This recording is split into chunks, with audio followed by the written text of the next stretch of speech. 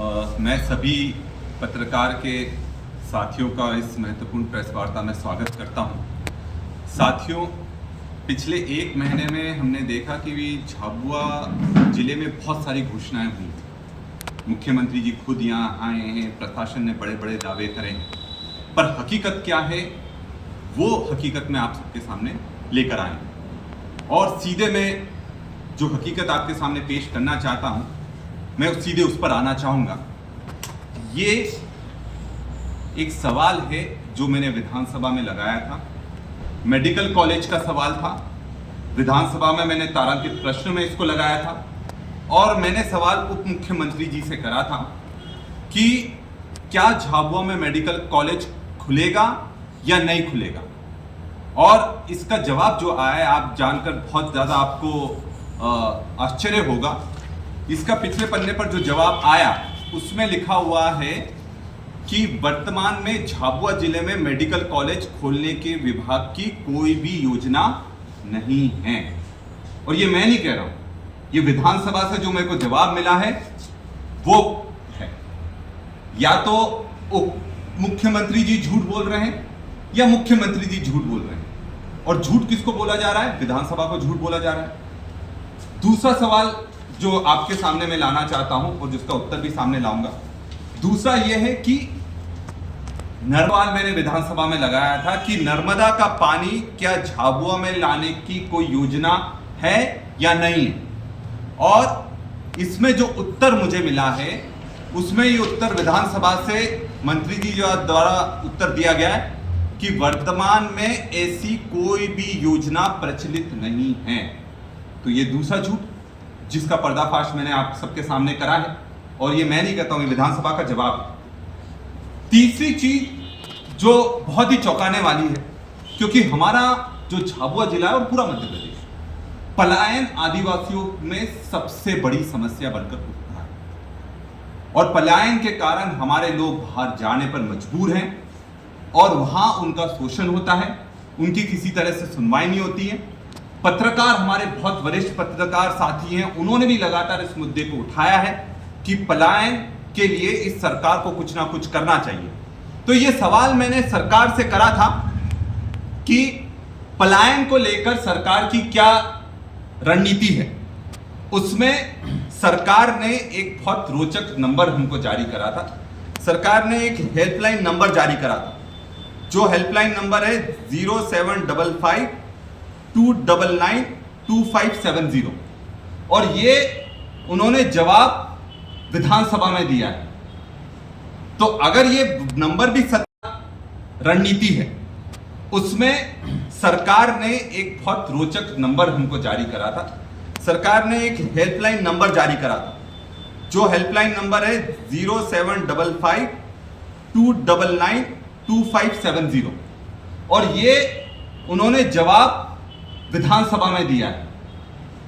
तो अगर ये नंबर भी सत्य है कि नहीं है वो भी मैं देखना चाहूंगा, क्योंकि आप लोग सब यहां बैठे हुए हैं। एक बार लाइव डेमो कर लेते हैं हम लोग कि ये नंबर में असलियत में ये नंबर है भी कि नहीं है और इस नंबर का क्या है, औचित्य क्या है।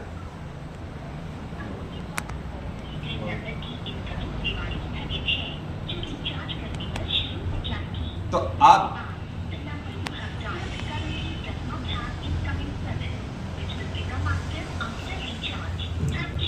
तो ये आपने सुना कि हकीकत ये जो हेल्पलाइन नंबर आप भी डायल करिएगा, क्योंकि ये नंबर सबके पास जाना चाहिए। और नंबर मैं फिर बोल दूं 0755 299 2570। ये जवाब हमको मिला था कि इस हेल्पलाइन नंबर सरकार ने जारी करी थी और इस नंबर पर अगर कोई भी पलायन पर जाता है, उसको किसी भी तरह की कोई दिक्कत होती है तो इस नंबर पर कॉल कर सकते हैं। और आपने देख लिया उसमें क्या बोलते हैं कि रिचार्ज ही नहीं हुआ, उसका इनकमिंग सेवाएं बंद हो गई। अब आप सोचिए, सरकार अगर ऐसे नंबर जारी करेगी जिसकी इनकमिंग सेवाएं नहीं है, तो हमारा व्यक्ति जो पलायन पर जाता है वो किसको संपर्क करेगा? ये बहुत बड़ी दुविधा है। और ये भी मैं दस्तावेज आप सबको सामने दे रहा हूं और इसको चुनौती दे रहा हूं, अगर उस नंबर को वो बोल सके कि ये नंबर गलत है, क्योंकि ये तो विधानसभा से हमको जवाब मिला है, ये नंबर जो मिले हैं विधानसभा से मिले हैं। तो ये भी आपके सामने मैं हकीकत रखना चाह रहा था। इसके अलावा जो अभी पानी की बहुत समस्या आ रही है हमारे जिले में, और सब कुछ बहुत ज़्यादा कलेक्टर के भी आदेश जारी हुए जिसमें कहा गया है कि पानी की बहुत किल्लत हो गई है, तो अब हैंडपंप खनन नहीं होगा। और अगर उसमें जो भी होगी उसकी प्रक्रिया इतनी जटिल कर दी है कि कोई भी हैंडपंप नहीं खुदा सकता। तो मतलब अब शासकीय हैंडपंप भी हमारे एक मात्र लाइफलाइन थे कि शासकीय जो हैंडपंप आए, क्योंकि हमें तो अधिकार दे ही नहीं रहे, पर शासकीय जो हैंडपंप आ रहे हैं वो भी उस पर किसी तरह का पानी का कुछ नहीं होगा। तो प्रशासन से मेरा सवाल है कि अगर हैंडपंप नहीं खुदेंगे तो आप कुछ व्यवस्था कर रहे हैं कि नहीं कर रहे हैं? झाबुआ जिले के लिए कर रहे हैं कि नहीं? कलेक्टर मैडम कुछ व्यवस्था कर रही है कि नहीं कर रही? हमारे यहाँ पर जो मंत्री हैं, जिले की मंत्री हैं, वो कोई व्यवस्था कर रही है कि नहीं कर रही? प्रभारी मंत्री कुछ कर रहे हैं कि नहीं कर रहे? ये चीज स्पष्ट होना चाहिए। और जो नल जल योजना की इतनी बड़ी बड़ी टंकियां बनी थी, जिसमें इतना जबरदस्त भ्रष्टाचार हुआ था, विधानसभा में भी लगातार हमने मुद्दा उठाया है, आज हकीकत यह है कि उनमें पानी तक नहीं भरा जा रहा है। तो पानी कहां से मिलेगा? अब जो टंकियां हैं वो भी नहीं पूरी तरह से काम कर रही और हैंडपंप भी पूरी तरह से काम नहीं कर रहे।